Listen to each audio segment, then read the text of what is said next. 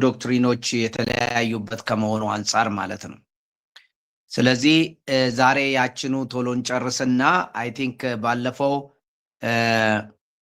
አዲሱ አተረጓጎምን አሳይቻችኋለሁ። አንድ ሳምንት ስኪፕ አድርገናል ስላልተመቸኝ። አዲሱ አተረጓጎም የሚለውን አስተያይቻችኋለሁ አይደለም? ማን ነው የሚመልስልኝ?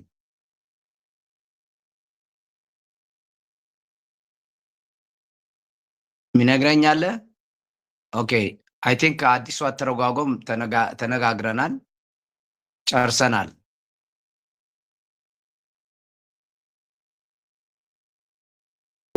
የካቶሊክን አይተን የሚቀጥለው ምዕራፍ 2 ላይ እንሄዳለን ቶሎ።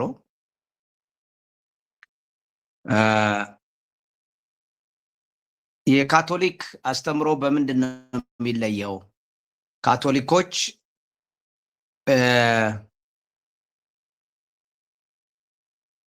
ምንድን ነው የሚሉት የሚለውን ቶሎ ለማሳየት እሞክራለሁ። በእርግጥ ፔንቴኮስታል አሉ፣ አርሜኒየስ አለ፣ አናባፕቲስት አሉ፣ ሜኖናይትስ ወይንም አናባፕቲስቶች አሉ፣ ፔንቴኮስታልም እንደዚሁ። ስለ ስራ ምንድን ነው ያላቸው አመለካከት የሚለውን በሌላ ጊዜ ላሳያችሁ ይችላለሁ፣ ወይንም በሌላ እንትን እናደርጋለን። ምክንያቱም ወደ ሮሜ መመለስ ስላለብን ማለት ነው። ካቶሊኮች ምንድን ነው የሚሉት? እርግጥ እነዚህ ፔንቴኮስታል አርሜኒየንስ የምንላቸው ፔንቴኮስታልም የሆኑ አርሜኒየንስም የሆኑ እንደገናም ደግሞ እነዚህ ሜኖናይትስ አናባፕቲስትም የሆኑ በእነዚህ በምናጠናቸውን ባየናቸው ውስጥ የሚካተቱ ናቸው። በተለይ ብዙም የራቁ አይደሉም። ፔንቴኮስታልም ቢሆን በመንፈስ ቅዱስ እንለወጣለን፣ የመንፈስ ፍሬ ማፍራት አለብን የሚል ነው። ስለዚህ ስራችን የግድ ያስፈልጋል የሚል እንትን አለው። አንዳንድ ፔንቴኮስታል ቸርቾች የአንዳንድ ፔንቴኮስታል ቤተክርስቲያን አማኞች ክርስቲያን ወደኋላ ሊመለስ ይችላል፣ ስለዚህ በቅድስና ካልኖረ አይድንም የሚል አመለካከት ያላቸው አሉ። እንደገናም ደግሞ ሌሎችም ደግሞ ዝም ብሎ እንደ ፍሪ ግሬስ አይነት አመለካከት ያላቸውም ይኖራሉ። ስለዚህ አብዛኛውን ትምህርቶቻቸውን በዚሁ ውስጥ ካያችሁት ከነዚሁ ከአራቱ ብዙ የሚለይ የለምና እነዚህን ዋና መሰረታዊ ነገሮችን አይተን ወደ ሮሜ እንመለሳለን። ከክርስቶስ ጋር ካቶሊክ ምንድነው? ከክርስቶስ ጋር ባለን ጸጋ አንድነት የተነሳ ስራችንን በስራዎቻችን በመጨረሻው ፍርድ ዋጋ ይኖራቸዋል የሚል አመለካከት ነው ያላቸው። ይህ ማለት ነው መዳን በጸጋ ነው ይላሉ። ጸጋ አማኙን ግን ይለውጣል። ስለዚህ እርሱ ወይም በአንድ ሰው ውስጥ ወይም በአንድ ሴት ውስጥ ወንዱም ይሁን ሴት በክርስቶስ የተፈጸሙ መልካም ስራዎች በእግዚአብሔር ፊት ዋጋ አላቸው። ምክንያቱም በእኔ ውስጥ የሚሰራው እግዚአብሔር ጸጋው እኔን ይለውጣል። በእኔ ውስጥ እግዚአብሔር ስራውን ይሰራል። ያ በእኔ ውስጥ የሰራው ስራ ደግሞ ዝም ብሎ የሚቀር ነገር አይደለም፣ ዋጋ ይኖረዋል ነው። ስለዚህ ያለ ዋጋ ዝም ብሎ አያሰራንም ነው። እንግዲህ ፍሪ ግሬሶች እንደነገርኳችሁ ሽልማት ይላሉ። ማንኛውም መልካም ስራ የምንሰራው ለሽልማት ነው ይላሉ። ቅድስናም ቢሆን የምናደርጋቸው እግዚአብሔርን መታዘዝ ቢሆን ለሽልማት ነው እንጂ ለህይወት አይደለም ነው።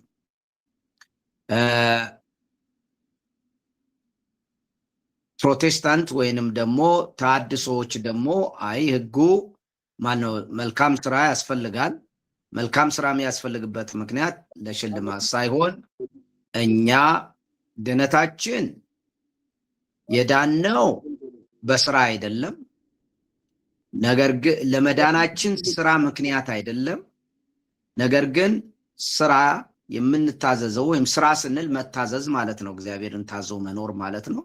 መታዘዛችን ወይንም ደግሞ ለእግዚአብሔር መኖራችን እነዚህ የመዳናችን ምልክቶች ናቸው ወይንም ደግሞ ማስረጃ ናቸው፣ የእምነታችን ማስረጃ ናቸው።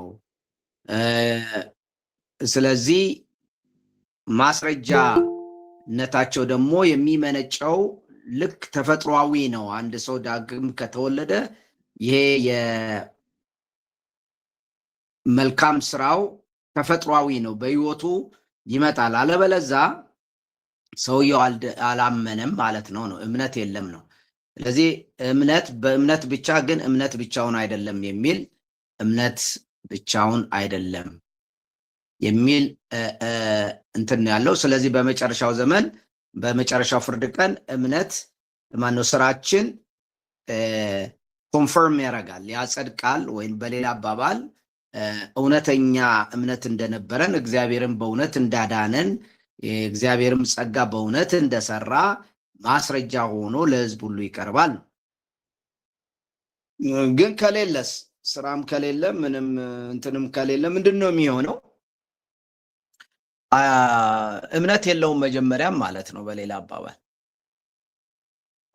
ካቶሊኮች ደግሞ ምንድነው? በጸጋ ነው። ነገር ግን ያ ጸጋ የሚለውጥ ነው። ጸጋው ይለውጣል። ክርስቶስ በእኛ ውስጥ እግዚአብሔር በእኛ ውስጥ ሆኖ መልካም ስራዎችን እንድንሰራ ያደርጋል። ያን በእኛ ውስጥ ሆኖ ለሰራቸው መልካም ስራዎች ራሱ ለሰራቸው መልካም ስራዎች ዋጋ ይሰጣቸዋል ነው የሚለው። ስለዚህ ጸጋ ብቻ በጸጋ ብቻ እንድናለን። ነገር ግን ብቻውን በሚቀር ጸጋ ግን አይደለም። ብቻውን የሚቀር ጸጋ አይደለም። በጸጋ ነው የምንድነው። ብቻውን የሚቀር ጸጋ ግን አይደለም። ተሐድሶዎች ምንድን ነው የሚሉት? በእምነት ብቻ ነው፣ ነገር ግን እምነት ብቻውን አይደለም ይላል። ለካቶሊኮች ሁሉም ነገር በእግዚአብሔር ጸጋ እንደሚጀምርና እንደሚያልቅ ያረጋግጣሉ፣ ያምናሉ። ሆኖም የሰው ትብብር እውነተኛና አስፈላጊ ነው። ዝም ብሎ የሰው ፓሲቭ የሆነ ከእግዚአብሔር ጋር የማይተባበር አይደለም።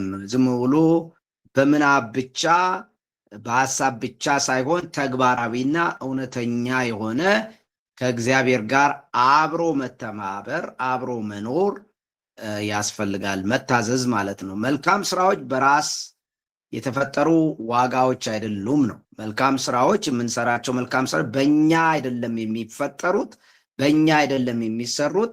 ነገር ግን በአማኙ አማካኝነት ኢየሱስ የሚፈጽማቸው መልካም ስራዎች ናቸው። ለዚህ ለሚፈጽማቸው መልካም ስራዎች የራሱ ስራዎች ስለሆኑ ዋጋ ይሰጣቸዋል። ስለዚህ ስራ ዋጋ አለው በመጨረሻ ይላል። ይህ ዋጋው እንግዲህ ጸጋ የእግዚአብሔር ነፃ ያልተገባ ስጦታ ነው። ኃጢአት ይቅርታ ብቻ ሳይሆን ነፍስንም ይለውጣል። ጸጋ የኃጢአት ይቅርታ ብቻ ሳይሆን ነፍስንም ይለውጣል፣ ኃይልም ይሰጣል። ስለዚህ ጸጋ በእግዚአብሔር ሕይወት ውስጥ መሳተፍ ነው። እንደርሱ እንድንወድ ያስችለናል። እንደሱ እንድንወድ እንደሱ እንድንኖር የሚያስችል አቅም አለው ነው የሚሉት ጸጋ። ስለዚህ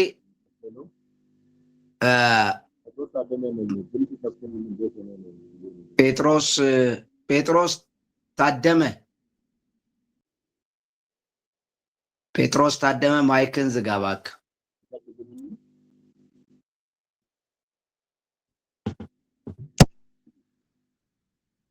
ጴጥሮስ ታደመ እየረበሽከን ነው።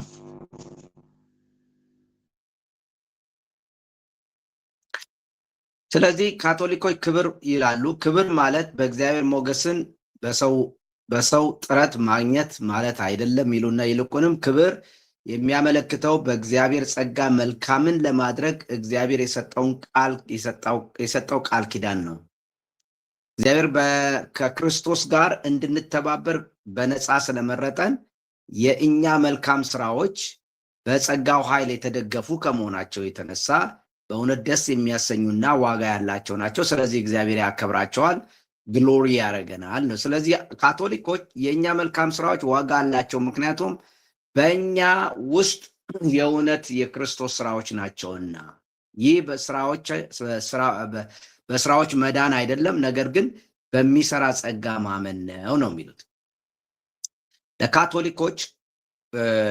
ትልቁ እንትን ምንድን ነው? ይሄ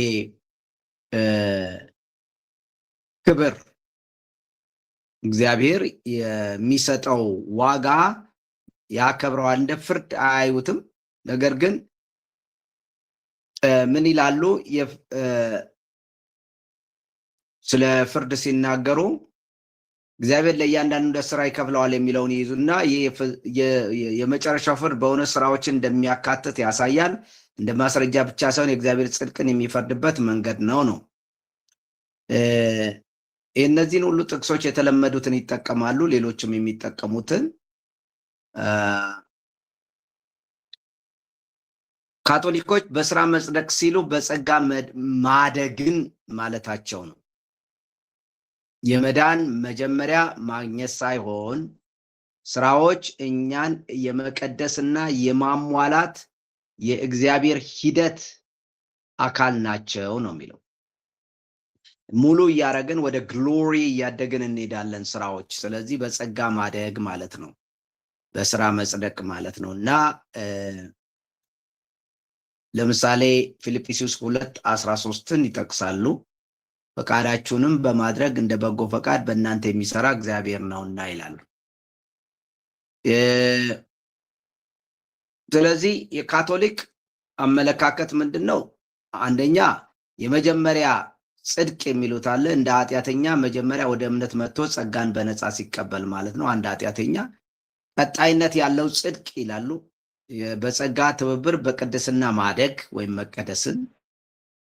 የመጨረሻው ጽድቅ በእግዚአብሔር ያመነ በጸጋና በፍቅር ሕይወትን የሚያረጋግጥ ፍርድ ነው። ስለዚህ በእያንዳንዱ ደረጃ ሙሉ በሙሉ በጸጋ ላይ የተመሰረተ፣ ነገር ግን የሰው ምላሽ እውነተኛ ሚና ይጫወታል። የአማኝ ስራዎች ሁለቱም የእግዚአብሔር ስጦታና የአማኝ ትብብር ናቸው። እንሳተፋለን ነው፣ ሲነርጂ ነው። እግዚአብሔርና ሰው አንድ ላይ ይተሳሰራል። ስለዚህ ከስራዎችም አብረው ያ ስራ እግዚአብሔር ነው የሚሰራው፣ ግን ስራው በስራዎቻችን ነው የሚፈርደው ነው። የእምነት ተስፋና ፍቅር ሚናን በጣም ያጠነክራሉ። በፍቅር የሚሰራ እምነት እንጂ ሌላ አይረባም። ምክንያት ፍቅር የሌለበት እምነት የሞተ ነው። ስለዚህ ፍቅር ላይ ያተኩራሉ። የመጨረሻው ፍርድ ላይ ስራዎች ከክርስቶስ ጋር ባለው አንድነት ነው የሚያዩት። እግዚአብሔር እያንዳንዱ ሰው እንደ ስራው ይፈርድበታል። ነገር ግን የአማኝ ስራዎች በጸጋ የተሞሉ ስራዎች ናቸው፣ በክርስቶስ የተደረጉ እንጂ ከእርሱ ተለይተው የተደረጉ አይደሉም። ስለዚህ አማኞች በእውነት በእነዚህ ስራዎች አማካኝነት ወይም የክርስቶስ ስራዎች ለሆኑ ስራዎች ይሸለማሉ፣ ወይንም ደግሞ ሽልማት አይደለም ክብርን ያገኛሉ ነው።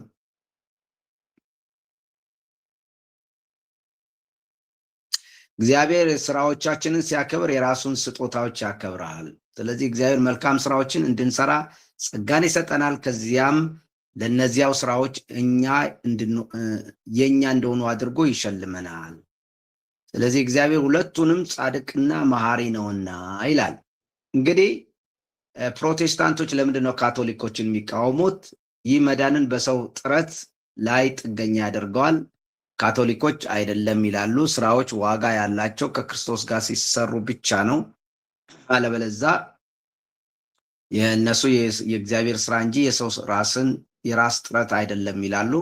የመዳን ዋስትናን ይክዳል። ይህ ያው ካቶሊኮች ጋር የተነጠልንበት በዚህ ምክንያት ነው። በተለይ በሰው ጥረት እንድናለን ብለው ያምናሉ ተብሎ ስለታሰበ ነው። ከእነዚህ ታድሶ የመጣው ማለት ነው። ጽድቅንና መቀደስን ግራ ያጋባል። ለነሱ እንደሱ አይደለም። ጽድቅ የእግዚአብሔር ጸጋ ሁለቱንም ያጠቃልላል ነው። ይቅር ይላል፣ ያጸድቃል ማለት ነው። ያድሳል፣ ይቀድሳል ማለት ነው እንጂ እንቀይጠውም ነው። ጳውሎስ በእምነት ብቻ ያለውን ትምህርት አይቀበሉም የሚል ነው። በእምነት ብቻ ብሎ ፈጽሞ አይናገርም ጳውሎስ እና ያዕቆብ ደግሞ በግልጽ ይክደዋል። እውነተኛ እምነት ሁልጊዜ ፍቅርና ታዛዥነት አለበት።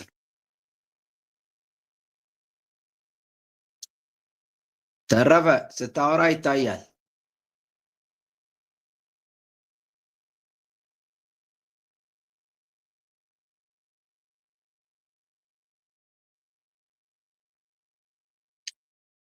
ኦኬ የእነሱ አንዱ ትልቁ ችግር ደግሞ የቅዱስ ቁርባን ገጽታ ነው። ያው ቅዱስ ቁርባን ያድናል ብለው ስለሚያስቡ በዛ በኩል ጸጋ ይተላለፋል ብለው ስለሚያስቡ ማለት ነው። የካቶሊክ የሽልማትና የክብር ግንዛቤያቸው የሽልማት ደረጃዎችን በጣም ይቀበላሉ። የክብር ምንጭ አለ፣ የሰው ታማኝነት።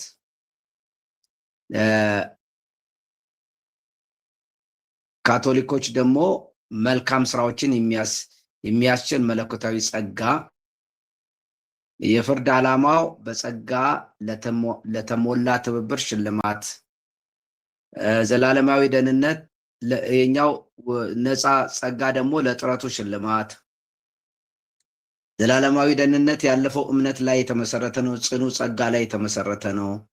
የሽልማት ተፈጥሮ መግዛት ክብር ነው። በእግዚአብሔር ክብር ውስጥ መሳተፍና ከእርሱ ጋር አንድ መሆንን ነው እንደ ሽልማት የሚያዩት።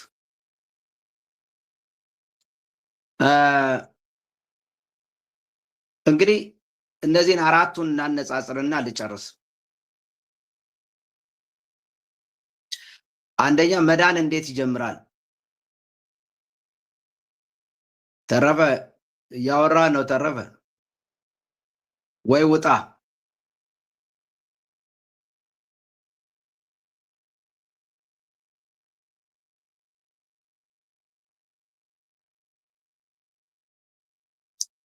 መዳን እንዴት ይጀምራል በሚለው ነፃ ጸጋ በእምነት ብቻ ይላል። የታድሶ አስተምሮ ደግሞ በእምነት ብቻ ይላል። አዲሱ እይታ በእምነት ብቻ ይላል። ካቶሊኮች እምነትና ጸጋ አብረው ይላል እና ስለዚህ እነዚህ አራቱም መዳን በእምነት ብቻ እንደሆኑ ያምናሉ። የስራዎች ሚና ምንድን ነው? የስራዎች ሚና ላይ በተመለከተ ሽልማት ብቻ ነው። ነፃ ጸጋ ለሽልማት ነው የምንሰራው። ተሐድሶ ደግሞ የእምነት ማስረጃ አለን ነው፣ ለእምነት ማስረጃ ነው። አዲሱ እይታ ታማኝነት ነው በቃል ኪዳን ውስጥ። ካቶሊክ ደግሞ ዋጋ አለው ይላል። በጸጋ የተደገፈ ዋጋ አለው፣ ክብር አለው፣ ከእግዚአብሔር ጋር መሳተፍን ያመጣል።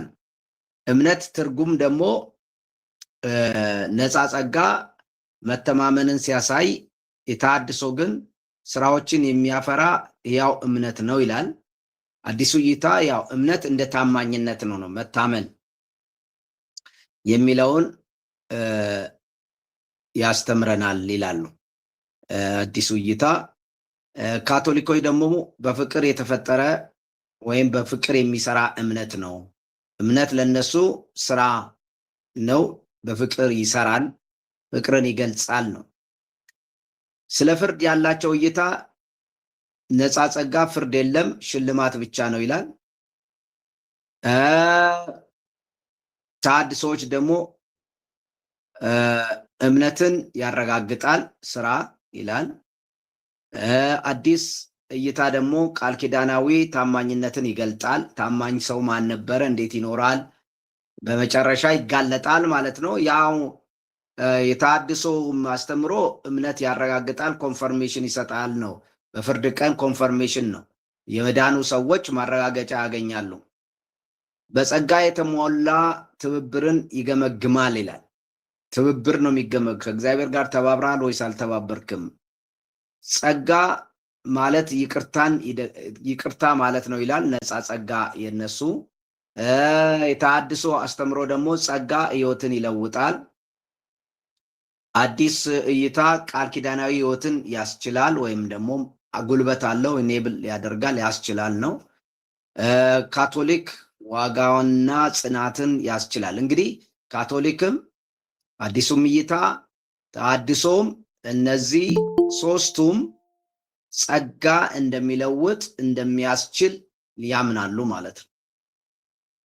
ከነፃ ጸጋ በስተቀር ዋስትናን በተመለከተ የመዳን ዋስትናን በተመለከተ ነፃ ጸጋ ፍጹም ሊጠፋ አይችልም ይላል። አንድ ሰው ከዳነ ሁልጊዜ ይድናል ነው። ተሐድሶ ግን በጽናቱ ደህንነቱ የተጠበቀ ይሆናል። በመጽናት መልካም በማድረግ በመጽናትና ይህ የሚያጸናው ጸጋ ደግሞ አለ። ስለዚህ በዚህ በሚያጸናው ጸጋ በመቆየት ከእግዚአብሔር ጋር ያለማቋረጥ በመኖር እንዲህ አይነቱ ሰው ይድናል ይላል። ስለዚህ ዋስትናው መጽናቱ ነው። በህይወት መጽናቱ ማለትም እየታዘዘ መኖሩ ነው። ያንን መቻሉ መታዘዝ መቻሉ የመዳኑ ምልክት ነው ማለት ነው። ዋስትናው ነው። አዲሱ እይታ በታማኝነት ላይ የተመሰረተ ነው የሚያወራው። ታማኝ መሆኑን ያው ተመሳሳይ ናቸው። ያኛው ጽናት ይላል፣ ታማኝነት ይላል። ታማኝነት ሲል ያው መታዘዝ እንዳለበት ለኪዳኑ ለቃሉ ታማኝ መሆን አለበት ነው የሚለው። ካቶሊኮች ደግሞ ተስፋ የሚሰጥ እምነት እንጂ ግምት አይደለም፣ ተስፋ አለን። ስለዚህ በመጨረሻ በዚህ ተስፋችን በጸጋ በመጽናት ያው ምንድነው ሽልማት ነው፣ ክብር ነው። ግን ከእግዚአብሔር ጋር ክብር ሽልማት ማለት አገር ምናምን እንደዚህ አይነት ነገር አይደለም። ግን ከእግዚአብሔር ጋር አንድ መሆን ክብርን ነው የሚሰጠን ነው። ስለዚህ እዚህ ጋር ስንመለከት በመጀመሪያ ሰው እንዴት ይድናል በሚለው ሁሉም ይስማማሉ። በስራ ላይ ግን በተወሰነ ደረጃ በጣም የሚለየው ነፃ ጸጋ የሚለው ነው። እምነትን በተመለከተ ሁሉም ከነፃ ጸጋ በስተቀር ሁሉም መታዘዝ እንዳለብን፣ ሁሉም ስራ እንዳለው ያምናሉ። ፍርድም ደግሞ ለፍርድም ስራ እንደሚያስፈልግ ሶስቱ ያምናሉ። ጸጋ ደግሞ ከነፃ ጸጋ በስተቀር አመለካከት በስተቀር ሌሎቹ ዶክትሪኖች የመለወጥ የማስቻል የማጽናት አቅም እንዳለው ያስተምራሉ። ዋስትናም በተመለከተ ነፃ ጸጋ ብቻ ነው፣ ሊጠፋ አይችልም አንድ ሰው ከዳነ የሚለው ነገር ግን በጽናት ደህንነቱ የተጠበቀ ታማኝነት፣ በእምነት መታዘዝ፣ እነዚህ ነገሮች አብዛኛውን ሶስቱም አነሰን በዛም ይከተላሉ ማለት ነው። ስለዚህ ምንድነው የምናገኘው? ብዙ የተራራቀ እንኳን ባይሆንም ነፃ ጸጋ የሚለው ነው ትንሽ ወጣ የሚለው ማለት ነው። ነፃ ጸጋ የሚለው ነው።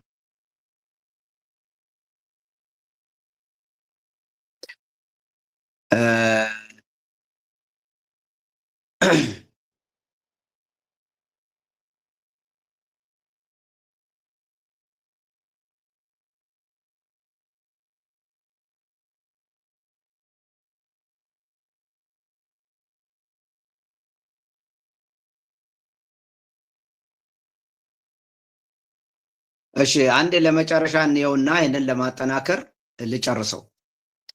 ነፃ ጸጋ ምን ይላል? የመጨረሻው ፍርድ የስራዎች ሚናን በተመለከተ ስራዎች ሽልማቶችን ብቻ እንጂ መዳንን አይነኩም ይላል። ጠንካራ ጎኑ ምንድነው? የጸጋን ነፃነትና ዋስትናን ለመጠበቅ ይረዳል። ግን ብዙም ድክመቱ እምነትንና ታዛዥነትን በፍጹም አይለይም። መታዘዝ ጉዳዩ አይደለም። ስለዚህ ይሄ በጣም አስቸጋሪ ይሆናል። የተሐድሶ ፕሮቴስታንት ደግሞ ስራዎች እውነተኛ እምነትን ያረጋግጣሉ እና መጽደቅን ያረጋግጣሉ ማለት ነው። ቁልፍ ጥንካሬው ምንድነው? ጸጋንና ታዛዥነትን ያመዛዝናል።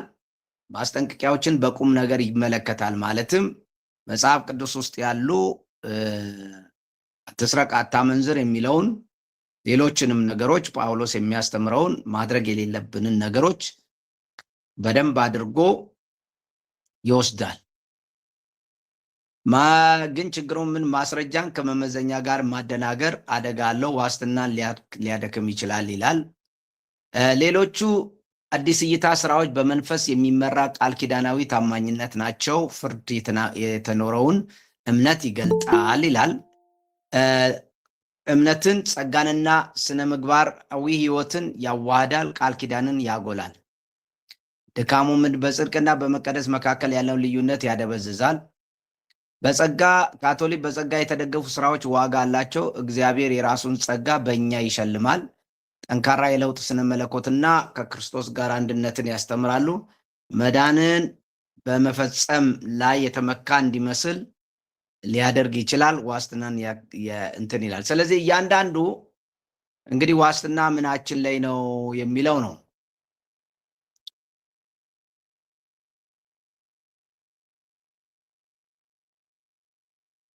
እንግዲህ ጽድቅ ለውጣዊ ነው ወይስ መገለጫዊ ወይም ህጋዊ አዋጅ? ፕሮቴስታንቶች ጽድቅን ህጋዊ አዋጅ አድርገው ነው የሚወስዱት።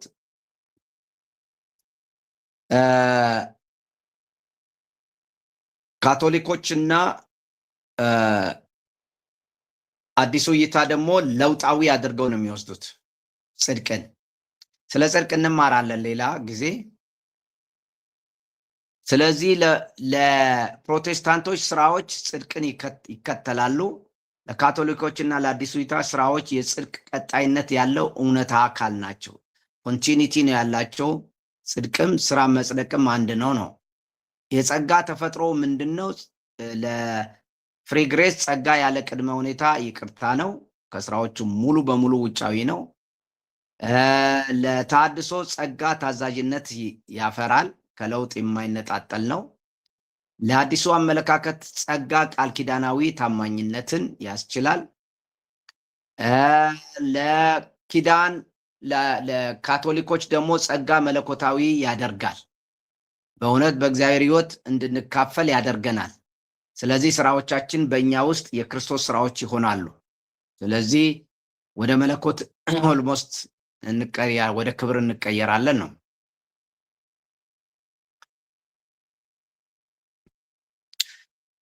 መጽሐፍ ቅዱስ ሁለት ድምፅ ይናገራል። አንደኛው መዳን ሙሉ በሙሉ በጸጋ እንደሆነ ነው የሚነግረን በእምነት። ሁለተኛው ደግሞ የእግዚአብሔር ፍርድ ሁልጊዜ እንደ ስራዎች እንደሆኑ ነው የሚነግረን። ለዚህ አንደኛው ድምፅ ሌላውን ዝም ማሰኘት የለበትም።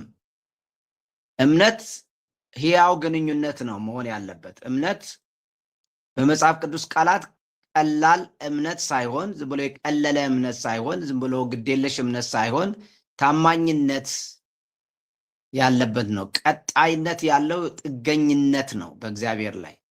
ታዛዥነት ነው ለእግዚአብሔር። እምነት እውነተኝነትን በሚያፈራ ህይወት ውስጥ ይታያል ማለት ነው። ስለዚህ ስራዎች እምነትን አይጨምሩም፣ እምነትን ይገልጣሉ።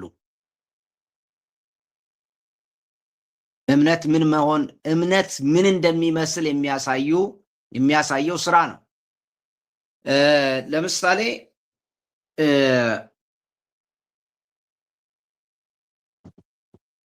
የዕብራውያን መጽሐፍ ስለ እምነት ነው የሚያስተምረው። በተለይ ከአይሁዶች ጋር የመጀመሪያዋ ብሉይ ኪዳን እንደቀረ እንዳረጀ ይናገርና ግን እምነት ደግሞ ዝም ብሎ ባዶ እንዳልሆነ ይናገራል። ለምሳሌ ምዕራፍ 11 ላይ አባቶች የተመሰከረላቸው አመኑ የተባሉት በምንድን ነው የሚለውን ማስረጃ ነው የሚያቀርበው። አባቶች በምንድን ነው ጻድቅ ወደኋላ ቢያፈገፍግ ነፍሴ በሱ ደስ አትሰኝባትም የሚሉና ስለ እምነት ይናገራል። ምዕራፍ 11 ላይ ምዕራፍ 11 ላይ እያንዳንዳቸው የተመሰከረላቸው በሰሩት ስራ ነው። እያንዳንዱ በዛ ውስጥ ትመለከቱ ግን ያለኛ ፍጹማን አይደሉም ይልና እኛ ደግሞ ክርስቶስን ተመልከቱ ይላል። ከዛ ማየት ያለብን ክርስቶስ እነሱ የተመሰከረላቸው እግዚአብሔር የመሰከረላቸው በእምነት ባደረጉት ነገር ነው። ግማሹ መርከብ አዘጋጀ፣ ግማሹ ሀገር ለቆ ወጣ፣ ግማሹ እየተሰደደ ቆየ፣ የተለያየ ግማሹ መከራ ተቀበለ፣ የእግዚአብሔርን ነገር በጽድቅን አደረጉ በእምነት ማለት ነው። በእምነት ጽድቅ ይደረጋል። በእምነት ዝም ብሎ ማመን ብቻ አይደለም። እምነት ጽድቅን ያደርጋል፣ መልካምን ነገር ያደርጋል፣ ትክክለኛውን ነገር ያደርጋል። እምነት ባዶ አይደለም፣ የአእምሮ ስምምነት አይደለም። እምነት ባህሪ ያለው ራሱ በተግባር የሚገለጥ ነው። ስለዚህ ጌታችን ኢየሱስ ክርስቶስ የእምነታችን ሐዋርያ ነው ይላል። የእምነታችን ጀማሪም ፈጻሚም ነው።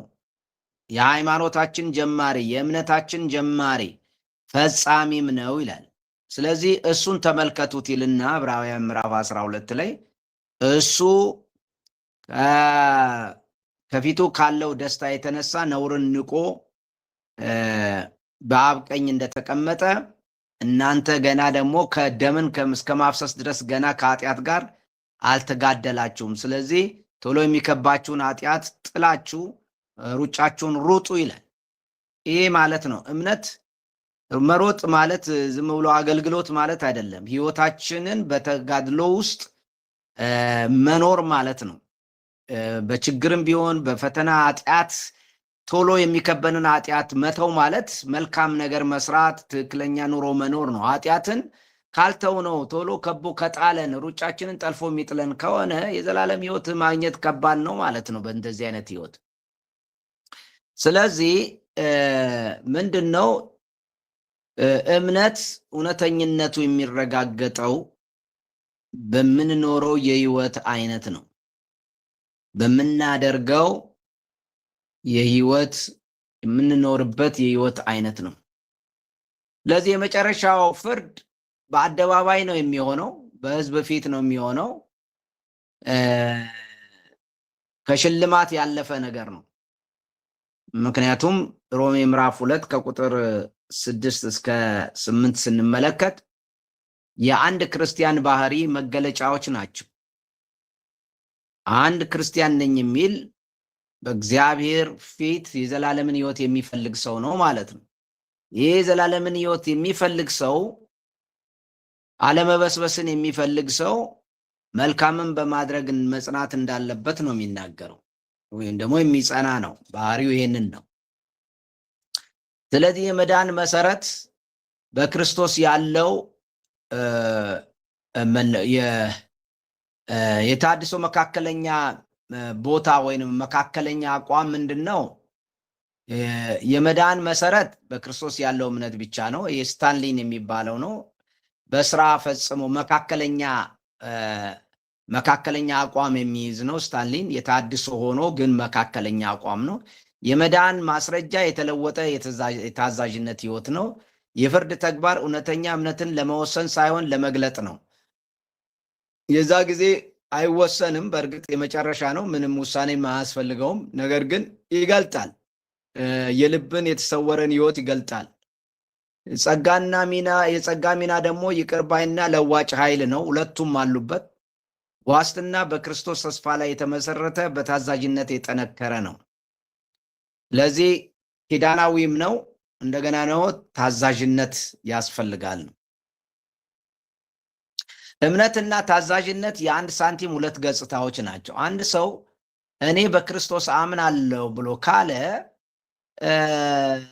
ማመኑ በምንድን ነው የሚገለጸው? በምን ይታወቃል?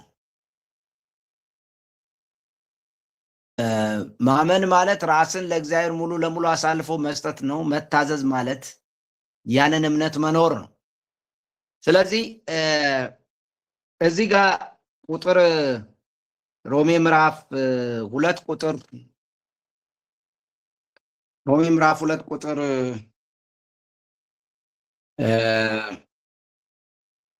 8 ላይ ለአመፃ በሚታዘዙ እንጂ ለእውነት በማይታዘዙ። አሁን ልዩነቱ ምንድን ነው? መታዘዝ። ይህ መታዘዝ የሚለው ቃል ነው ዋና ጥቅስ፣ ዋና ኪ ማየት ያለባችሁ እሱ ነው። የመታዘዝና ያለመታዘዝ ጉዳይ ነው። የሚታዘዙ ለእውነት በማይታዘዙ። በሌላ አባባል ለእውነት የሚታዘዙ አሉ፣ ለአመፃ የሚታዘዙ አሉ። ለእውነት የማይታዘዙ አሉ፣ ለእውነት የሚታዘዙ አሉ። የዳነ ሰው ለእውነት የሚታዘዝ ነው ማለት ነው። ለአመፃ የማይታዘዝ ነው ማለት ነው። ለአመፃ የሚታዘዙ ካለ እነዚህ አመፅ ምንድን ነው? ከላይ የተመለከትናቸው ነገሮች ናቸው። ሮሜ ምዕራፍ 1 ከቁጥር 18 እስከ 32 እኮ አመፃ ናቸው፣ ክፋቶች የምንላቸው ናቸው። እንደ ምሳሌ የተነገረን ናቸው። እነዚህ አመፃ ናቸው። ለእነዚህ ጉዳዮች የሚታዘዙ ለእነዚህ ባሪያዎች የሆኑ ሰዎች ዝም ብለው በክርስቶስን አሁን አምኛለሁ እያለ ሰውየው ለአመፃ እየታዘዘ የሚኖር ከሆነ የትኛው ካምፕ ውስጥ ነው ያለው? ያለው በአመፃ ካምፕ ውስጥ ነው። የክርስቶስ ካምፕ ወይም ደግሞ ቡድን የክርስቶስ ክፍል ውስጥ ካለ እሱ አካል ብልት ነው። በጣም እያጠን ሮሜን ስንል እኛ እኮ ክርስቶስ ከእሱ ጋር አንድ እንደሆነን የሚናገር እንጂ ከዚህኛው ማዕከል የወጣንን ከዚህኛው ቡድንና ካምፕ ውስጥ የወጣንን። ስለዚህ የሚለው ኪ ቃል ነው እዚህ ቦታ ማለት ነው። ለእውነት መታዘዝ ከምዕራፍ 1 ላይ ከቁጥር 18 ጀምሮ ስትመለከቱ እንደማይታዘዙ ነው የሚናገረው።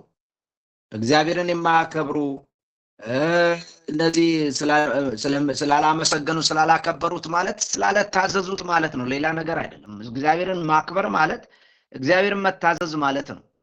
እግዚአብሔርን ስላላከበሩት ነው የሚለው። እግዚአብሔርን ስላልታዘዙት ማለት ነው። በሌላ አባባል እሱ አምላክ ነው፣ እሱ ጌታ ነው ብለው እሱን አለመታዘዛቸው ነው። ስላላመሰገኑት፣ ስላላመለኩት፣ በሌላ አባባል እሱ አንድ አምላክ መሆኑን ተቀብለው ሌላ ጣዖታትን ትተው ራሴ አምላክ ነኝ ማለታቸውን ትተው መታዘዝ ማለት ነው። ለእሱ መኖር ነው። ስለዚህ ይህ ሁሉ ለአመፃ መታዘዝ እየታዘዙ የዘላለም ሕይወት አለ ማለት ምን ያደርጋል ወንጌል ታዲያ? ምክንያቱም ወንጌል የመጣው ሮሜ ምዕራፍ 1 ከቁጥር 5 ላይ ከእምነት የሚነሳ መታዘዝ እንዲገኝ ነው። ይህንም ባለፈው መነሻ ላይ አንስተናል። በበለጠ እያጠናን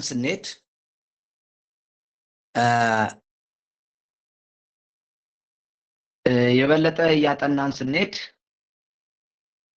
እናገኘዋለን።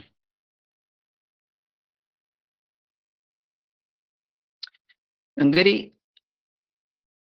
ስለ ዋስትና ሌላ ጊዜ ስለምናይ አሁን ብተወው ይሻለኛል። ነገር ግን ስራ አስፈላጊ እንደሆነ የሮሜ መልእክት በደንብ ያስረዳናል። እዚህ ላይ ባቆም ነው ይሻለው ማለት ነው። ጥያቄ አላችሁ?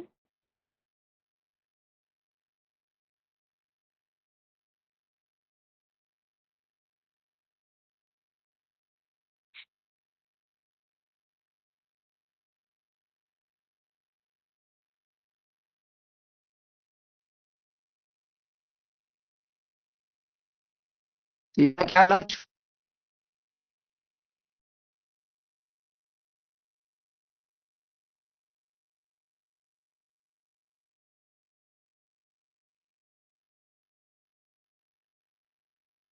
ኦኬ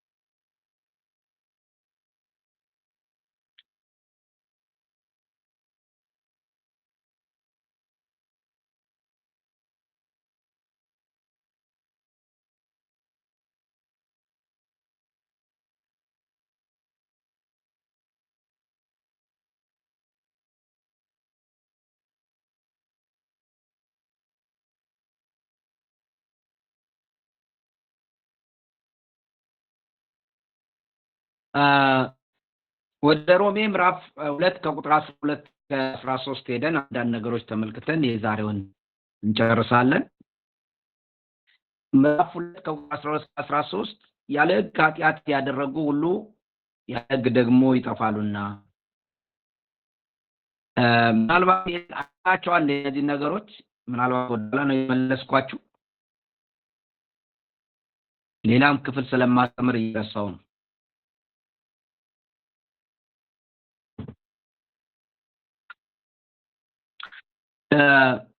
ያለ ሕግ ኃጢአት ያደረጉ ሁሉ ያለ ሕግ ደግሞ ይጠፋሉና ሕግም ሳላቸው ኃጢአት ያደረጉ ሁሉ በሕግ ይፈርድባቸዋል። በእግዚአብሔር ፊት የሚያደርጉት ይጸድቃሉ እንጂ ሕግን የሚሰሙ ጻድቃን አይደሉም። ሕግ የሌላቸው አሕዛብ ባሪያቸው የትእዛዝ ሲያደርጉ እነዚያ ሕግ ባይኖራቸውም እንኳን ለራሳቸው ሕግ ናቸውና እነርሱም ዓይናቸው ሲመሰክርላቸው ሐሳባቸውም እርስ በርሳቸው ሲካሰስ ወይም ሲያመካኝ በልባቸው የተጻፈውን የሕግ ሥራ ያሳያሉ። ይህም እግዚአብሔር በኢየሱስ ክርስቶስ በወንጌል እንዳስተማርሁ በሰው ዘንድ የተሰወረውን በሚፈርድበት ቀን ይሆናል ይላል።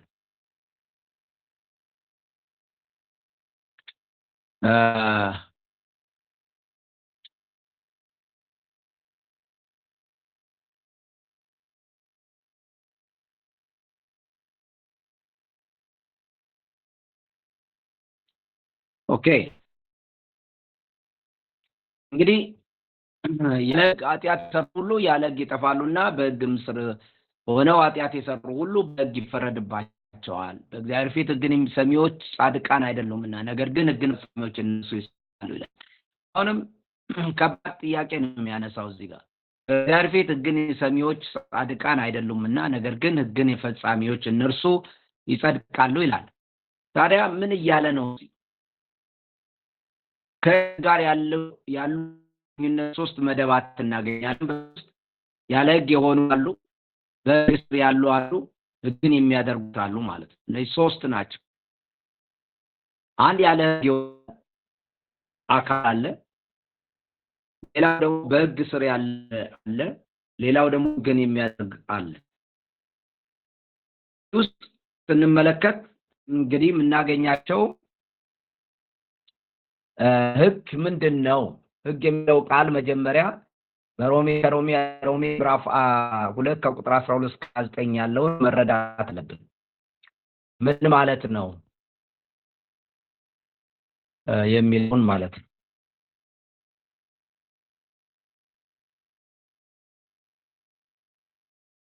እየታችሁ ነው? ፓወርፖይንት ይንቀሳቀሳል? አዎ ይታያል።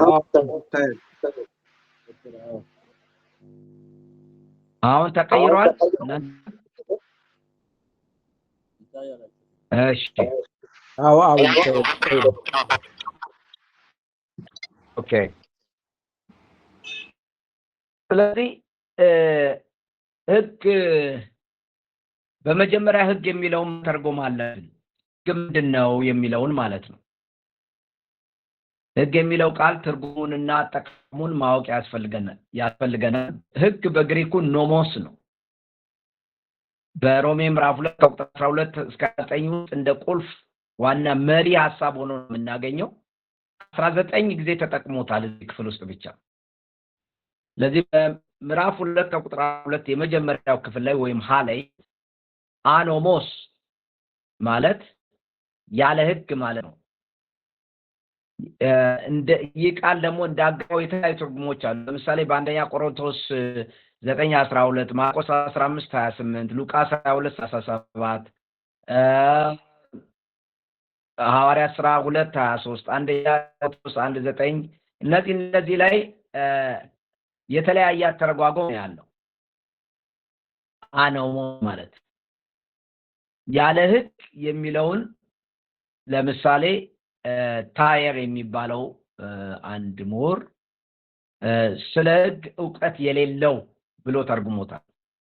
ያለ ሕግን የሚያደርግ ማለት ነው። ወይ በአባባል ስለ ሕግ ዕውቀት የሌለው ነው ብሎ ተርጉሞታል። ይሁን ስለ እርሱ አለማወቅ በማለት ይተርጉ ወይም ስለ ሕጉ አለማወቅ ነው። ሌላው ደግሞ የሚባል ያለ ሕግ በማለት ይገልጸዋል። ያለ ሕግ ማለት በተለይም ኦሪትን የብሉይ ኪዳንን የመጀመሪያዎችን 5ቱን መጽሐፍ ያመለክታል ብሎ ያስባል። ቆሮንቶስ 9:1ን በመጥቀስ በሕግ ግዴታ ስር አለመሆንን ወይም በሕግ አለመታሰር ወይም አለመገዛትን ሊያመለክት ይችላል።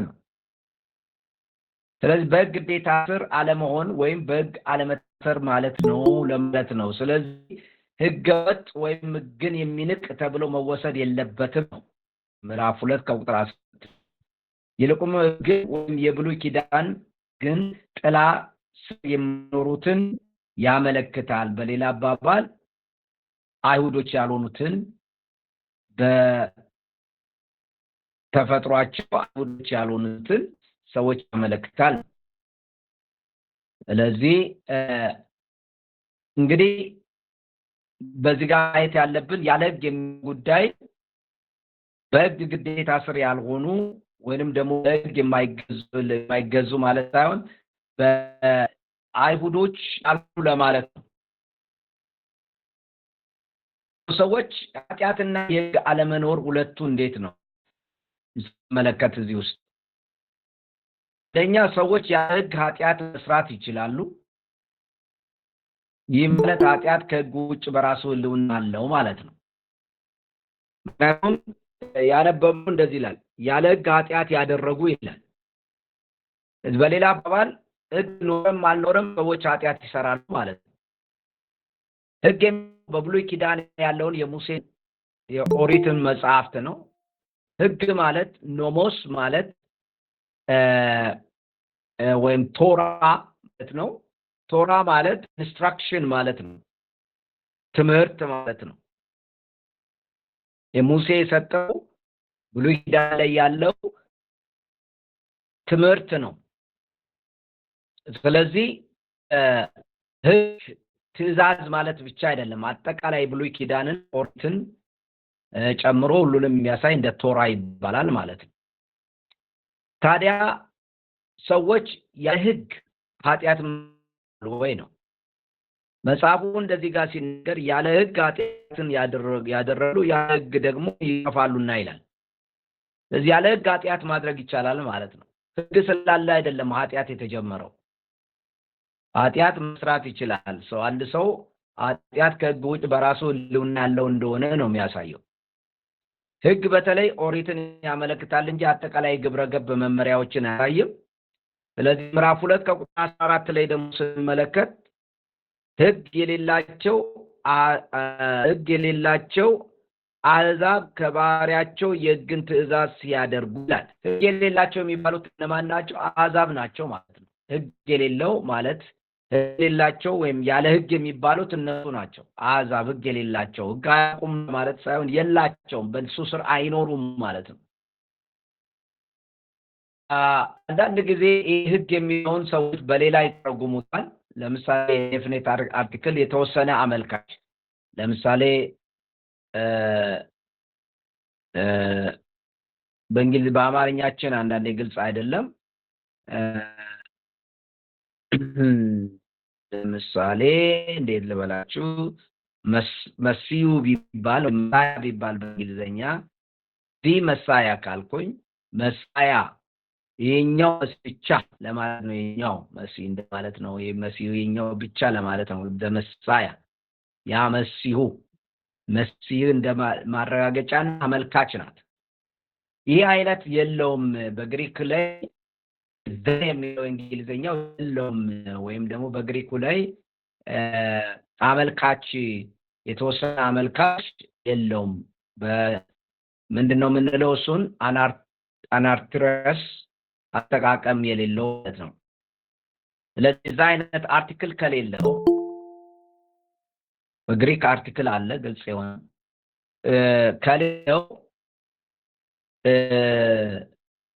ጠቅላላ ብሎ ስርዓትን ወይም መርሆችን ብቻ ነው የሚናገረው እንጂ ሕግ የብሉይ ኪዳንን አይመለከትም ብለው የሚያስተምሩ ሰዎች በእርግጥ ትክክል አይደለም። ምክንያቱም የሙሴ ሕግ ኖሞስ የሚለው ያለ አርቲክል ወይም ያለ የተወሰነ አመልካች ተጽፎ ብዙ ቦታዎች ላይ ሙሴን ሕግ ለማሳየት ማለት ነው። እንግዲህ ዘከሌለው ከኦሪት የኦሪትን ሕግ ሳይሆን አጠቃመርን ነው የሚያመለክተው ለሚከራከሩ ሰዎች ብዙ ማሳመኝነት የላቸውም። አንደኛው የግሪክ እንትን አመልካች አጠቃቀም እንደዘ ማለት ነው ቋሚ ስርዓትን አይከተልም። በጳውሎስ 47 የሕግ መጠቅሶች ያለ አመልካች ይገኛሉ ወይም ሕግ ተጠቅሰዋል ግን ያለ አመልካች ናቸው። ስለዚህ ያለ ሕግ መሆን ምን ማለት ነው? እንድምታውስ ምንድነው ነው? ያለ ሕግ መሆን በእርግጥ ምን ማለት ነው? አለማወቅ ነው ወይስ ያለ ባለቤት መሆን ወይም ደግሞ ባለቤት አለመሆን ነው? በሁለት ምክንያቶች ባለቤት አለመሆን ወይም ደግሞ ባለቤት አለመሆንን ይቅርታ እዚህ ጋር አማርኛው ማመልከት አለበት። አንደኛ ለሕግ መታዘዝ ግን በመያዝ ላይ የተመሰረተ አይደለም ወይም ሕግ እንዳለው ምን ማለት ነው? ለምሳሌ ለሕግ መታዘዝ የግድ ባለቤት መሆን አያስፈልግም ወይንም ደግሞ ሕግ ያለው አካል መሆን አያስፈልግም። ያለ ሕግ ሳይኖራቸው ሕግን ታዘዙ ይላል። በሌላ አባባል ሕግ ሊኖር ለመታዘዝ ሕግ አያስፈልግም ማለት ነው። አንዳንዴ ሕጉን ማወቅም ሕጉም መኖራቸውም ያለ ሕግ ታዘውታል ይላል። ለሕግ መታዘዝ ግን በመያዝ ወይም ሕግ መኖር ላይ መሰረተ እንዳልሆነ ይነግረናል ማለት ነው። ሁለተኛ ሕግን መያዝ ወይም በሕግ ስር መሆን መታዘዝን አያረጋግጥም። ለምሳሌ ሮሜ ምዕራፍ 2 ከቁጥር 17 እስከ 24 ሕግ ስር መሆኑን ከሕግ በታች መሆን ሕግን ለመታዘዝ ማረጋገጫ አይሰጥም። ከሕግ በታች ሳይሆኑ ሕግን የሚታዘዙ አሉ፣ ከሕግ በታች ሆነው ደግሞ ሕግን ማይታዘዙ አሉ። ስለዚህ ሕግ መኖርም አልኖርም የመታዘዝ በሱ ላይ በመኖርና ባለመኖር ሕግ አለኝ ወይም የለኝም በሚለው ላይ የተመሰረተ እንዳልሆነ ያሳያል። ምዕራፍ 2 ከቁጥር 2 ላይ ታዲያ ቁጥር 12 ከፍተኛ ምንድነው የሚያሳየው? ማብራሪያን ነው የሚያሳየው። ለምሳሌ ምዕራፍ ቁጥር 14 16 ነው እያብራራልን ያለው። ቁጥር 12 ላይ ያለው አነጋገር ከቁጥር 13 እንዴት እናነብ ነው የቁጥር 12 የሚናገረው የሚለው ምንድነው ድርሻው የሚለው አጠያያቂ ነው አንዳንድ ጊዜ። ነገር ግን እንደ አዲስ ርዕሰ ጉዳይ የምናየው ስለ ሕግ ነው የሚያነሳው። ቁጥር 12 ላይ ስለ ሕግ ያነሳል። ጉዳይ ነው የሚያነሳው። የሙሴ የሌላቸው አሕዛብ በሙሴ ሕግ መሰረት እንደማይፈረድባቸው ለማረጋገጥ ነው የሚነሳው። ስለዚህ ያላቸው ደግሞ በሕግ መሰረት ይፈረድባቸዋል ይላል። ዋናው ጳውሎስ የሚመልሰው ጥያቄ ሰዎች ከሙሴ ሕግ ውጭ ሊፈረድባቸው ይችሉ እንደሆነ ነው ወይም ይችሉ እንደሆነ ነው። ስለዚህ ቁጥር 14 እስከ 16 ያለው ክፍል ስለ ሕግ ከኃጢአት ከሞት ወይም ከፍርድ ጋር በተያያዘ ሁኔታ አይናገርም። እንዲሁም በጳውሎስ ወንጌል ላይ የተመሰረተ ፍርድንም አይናገሩም።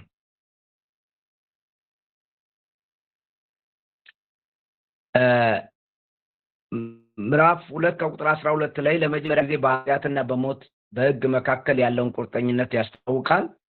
በአይሁድ ስነ አስተምሮ ኃጢአት ማለት ግብን መሳት ማለት ሲሆን ይህም ሕግን እንደ መለኪያ ከመከተል መዛነፍን ያመጣል ማለት ነው። ሆኖም የሮሜ መልእክት ኃጢአትን በዚህ መልክ አይመለከትም። ምክንያቱም ለምንድን ነው ኃጢአትን እንደ ኃይል ነው የሚጠቀመው፣ እንደ ስልጣን ገዢ እንደ ጌታ አድርጎ ነው የሚያየው። በሮሜ 1 ከ18 እስከ 12 ላይ እንዳየን ነው። ለምሳሌ እግዚአብሔር ሰዎችን ለስጋዊ ምኞት፣ ለተዋረደ አእምሮ፣ ለክፉ መሻት ኃጢአት አሳልፎ እንደሰጣቸው ይናገራል። አሳልፎ ሰጣቸው ማለት በሱ አገዛዝ ስር ሆኖ ማለት ኃጢአት ዝም ብሎ በማድረግና ባለማድረግ የተመሰረተ ብቻ ሳይሆን ኃጢአት ኃይልና ግዛት እንደሆነ መገዛት እንደሆነ የሚናገር ነው አብዛኛው ማለት ነው። ስለዚህ በሕግ ስር መሆን ትርጉምና ተጓጉሞችን በሕግ ስር የሆነው ኃጢአትን የሰሩ ኤኖሞ ሀማርቶ የሚል ቃል አለ። በሕግ ስር ወይም ሕግ ኑሯቸው ምዕራፍ 2:12 ላይ አይሁዶችን ሕግ እነዛ ሳያቸው አሕዛብን ነው ኃጢአት መስራታቸውን ይመለከታል። በሕግ ስር ሆነው ኃጢአት የሚሰሩ ሰዎች አሉ። ስለዚህ ሮሜ ምዕራፍ 3:19 ላይም በተመሳሳይ ሁኔታ በሕግ ስር ወይም ከሕግ በታች ኃጢአትን ይሰራሉ። ለሕግ በመገዛት መኖር ማለት ነው። ከሕግ ስር ማለት ቅዱሳት መጽሐፍን የሚያውቁ አይሁድን ማመልከት ያመለክታል። የሕግ ስልጣን ባይም ሆነ አሕዛብ ላይ መኖሩን ያመለክታል ይላሉ። ኤፊስ ማየር፣ ክራንፊልድ የተለያዩ ሰዎች ናቸው ይህንን ነገር የሚሉት። በሕግ ስር ወይም ከሕግ በታች የሚባሉት ምን አይነት ሰዎች ናቸው? ምን ለማለት ነው ከሕግ በታች የሚለው? አንደኛው ለሕግ በመገዛት መኖር ነው የሚሉ አሉ። ሌላው ቅዱሳትን መጽሐፍ የማያውቁ አይሁድን ማመልከት ነው። ማን ነው አይሁድ ያሉትን የሚያመለክት ነው የሚሉት። ይቅርታ፣ ቅዱሳን መጽሐፍት የሚያውቁ አይሁዶችን የሚያመለክት ነው የሚሉት። አንቺ ደግሞ የሕግ ስልጣን ሁሉም ይገዛል፣ አሕዛብንም ሁሉ ይገዛል። ስለዚህ ስለ ሁሉም ነው የሚናገረው ነው የሚሉት። ነገር ግን በስር የሚለው በአዲስ ኪዳን ከተመለከትን በላይ በጳውሎስ አጻጻፍ ውስጥ ከሕግ በታች አይሁዶችን ነው የሚያመለክተው። ምዕራፍ 2:12 ሕግ ባላቸውና ሌላቸው መካከል ግልጽ ልዩነት እንዳለ ነው የሚናገር። ምዕራፍ 3:2 ለአይሁዶች የእግዚአብሔር ቃል እንደተሰጠ ይናገራል። ምዕራፍ 3:19 ደግሞ እነሱ ከሰናቸው ሕግ ያገረው ከሕግ በታች ላሉ ሰዎች ነው ይልናል። ስለዚህ ከኪዳን በታች እንዳሉ የሚናገር ነው። እንግዲህ ከሕግ በታች ሲባል ለሕግ የሚገዙ ወይም እስራኤላውያኖች አይሁዶች ለማለት ነው። የሚቀጥለው ኔክስት እናየዋለን። ሕግን ትእዛዝ የሚያደርጉት እነማን ናቸው የሚሉትን እነዚህ ሕግ ሳይኖራቸው ሕግን የሚፈጽሙ የተባሉት እነማን ናቸው? ቁጥር 12 ስለ ሕግ ኃጢአት ያደረጉ ሁሉ ያለ ሕግ ደግሞ ይጠፋሉና ሕግም ሳላቸው ኃጢአት ያደረጉ ሁሉ በሕግ ይፈረድባቸዋል። በእግዚአብሔር ሕግን የሚያደርጉት ይጸድቃሉ እንጂ ሕግን የሚሰሙ ጻድቃን አይደሉምና። ሕግ የሌላቸው አሕዛብ ከባህሪያቸው የሕግን ትእዛዝ ሲያደርጉ ባይኖራቸውም እንኳን ለራሳቸው ሕግ ናቸውና። እነዚህ እነማን ናቸው? አይ ቲንክ ይህን ነገር ያስተማርኳችሁ መሰለኝ። ምናልባት እንዳልደግመው እና ወደ ሌላ ምዕራፍ 3 ጓዝ ሌላ ምናልባት የሚያስታውሰኝ አለ። ምክንያቱም ትንሽ ወደኋላ እንትን ስላልኩኝ